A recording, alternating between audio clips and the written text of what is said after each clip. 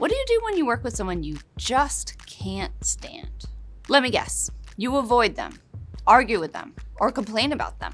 While these instinctive reactions are completely normal, you know as well as I do that they're not exactly constructive.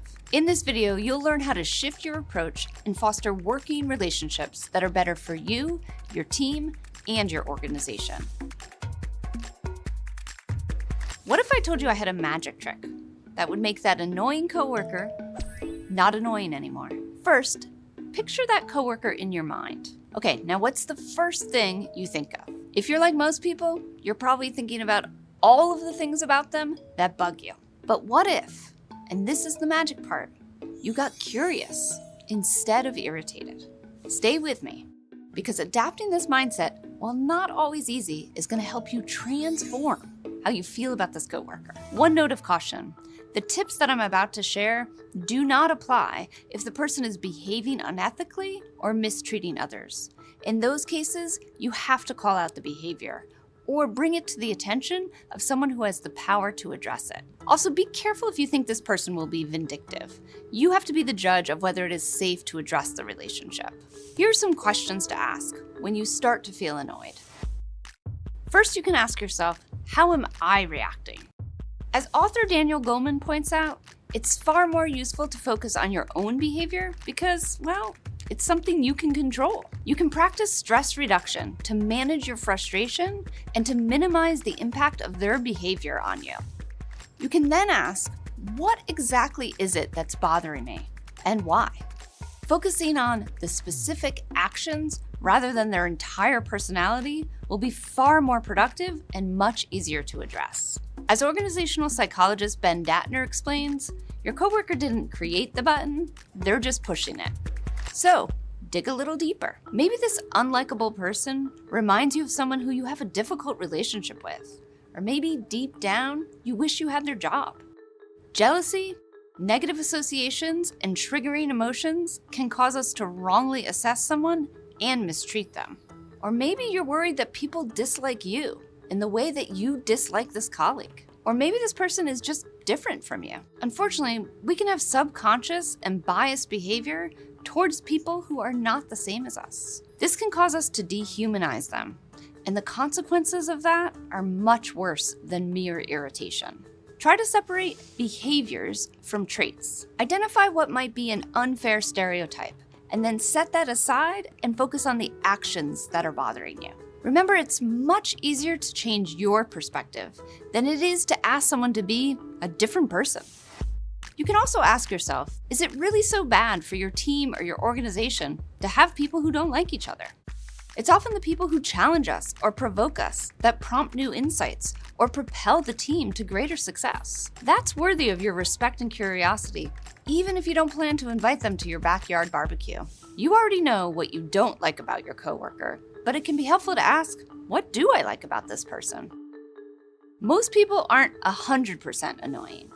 You can ask yourself, or colleagues who seem to work well with this person, what are their best qualities? Maybe they have a good sense of humor or an eagle eye for detail.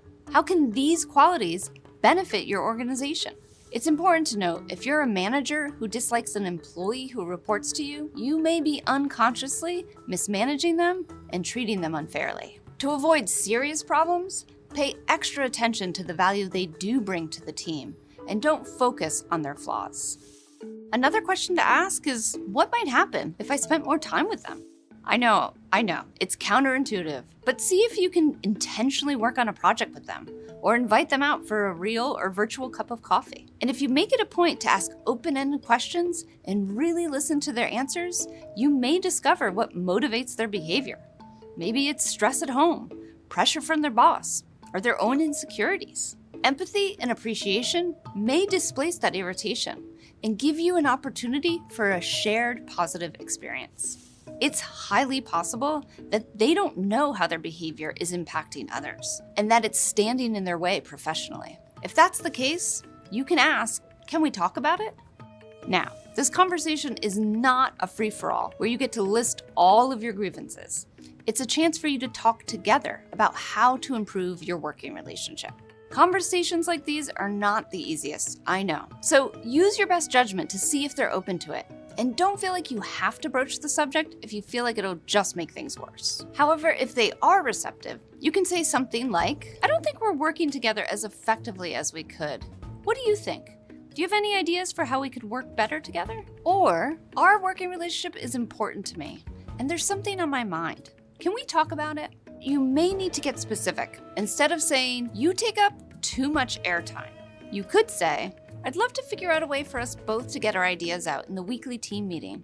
What do you suggest? Again, focus on specific behaviors that they can control and on work issues, so they don't think you're attacking their personality. For instance, instead of saying, your edits are nitpicky and driving me up a wall, you can say, I noticed that you rewrote several of my headlines in that presentation. Can we agree now on what level of edits are necessary going forward? It can help set the stage if you're curious and open to what feedback they might have for you. Chances are the negative feelings are mutual, and they may have a few things to say to you too. That sort of feedback isn't always easy to hear, but it may help you both grow. If you've asked yourself all of these questions and you're still truly stuck, you can ask, what if I just ignore them? As long as you can do this without being passive-aggressive, detaching yourself emotionally with a I don't care attitude can help neutralize the effect of their irritating behavior on you. And if this person is truly just a jerk, you can always just tell yourself every day they have to wake up as their miserable self and you get to wake up as you. In situations where you have little to no control, this cognitive reframing is a helpful tool of last resort. Okay, let's review. We're all different, and sometimes a coworker's behavior can rub you the wrong way. Your curiosity is your magic wand here. Key questions to ask are, how am I reacting? Focusing on managing your own reactions is something you can control. What exactly is bothering me, and why? Digging deeper to unpack your reactions may reveal more about your own role in the situation. Is it really so bad to not like this person? Diverse opinions and work styles can be key to innovation and problem solving. It's worth reconsidering. What is there to like about this person? Pay attention to their strengths and how those can be assets to your team. What might happen if I spend more time with this person? This takes a big dose of openness, but you may discover what drives their behavior, both good and bad. Can we talk about it? If they are open to it, having a careful, constructive conversation about how you can work better together can yield positive results. What if I ignore them? As a last resort, you can short-circuit being annoyed by just deciding not to care about it anymore. Thanks for watching. All of these strategies are from HBR articles, which are linked in the description below. Do you have a tactic for working with someone you dislike? Or do you have an idea for a topic that we should cover in an upcoming HBR video? Let us know in the comments below. Bye for now.